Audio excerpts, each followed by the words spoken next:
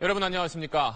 국정농단 사건으로 재판을 받아온 박근혜 전 대통령에게 검찰이 징역 30년, 벌금 1,185억 원을 구형했습니다.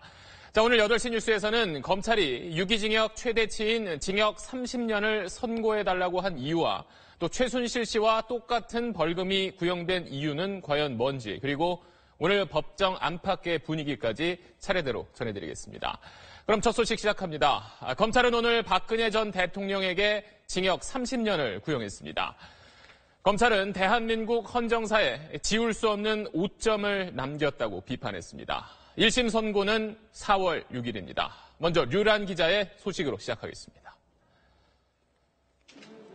박근혜 전 대통령에 대한 결심 공판은 오늘 오전 10시에 시작됐습니다. 대기업들의 재단 출연금 774억여 원을 강요하고 삼성 뇌물수수, 문화예술계 지원 배제 등의 혐의로 기소된 지 10개월 만입니다.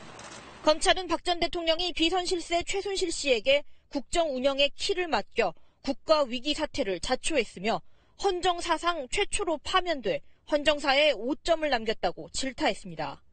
이어 균등한 기회가 보장되는 정의로운 나라를 꿈꿔온 국민들의 희망을 빼앗아갔다며 재판부에 징역 30년과 벌금 1,185억 원을 선고해달라고 요청했습니다.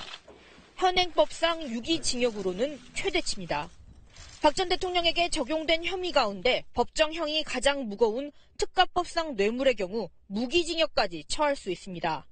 앞서 핵심 공범인 최순실 씨에게 징역 25년이 구형됐고 재판 내내 박 전 대통령이 범행을 부인하며 최 씨와 측근들에게 책임을 전가한 점도 반영됐다는 분석입니다. 변호인단은 기업들이 협박이 두려워 돈을 냈다는 검찰의 주장을 수긍하기 어렵고 실수가 있었지만 불철주야 대통령으로서 노력한 점을 선처해달라며 눈물을 보이기도 했습니다. 오늘로써 110여 차례에 걸친 재판을 마무리한 재판부는 오는 4월 6일 박 전 대통령에 대한 1심 선고 공판을 열겠다고 밝혔습니다. SBS 류란입니다.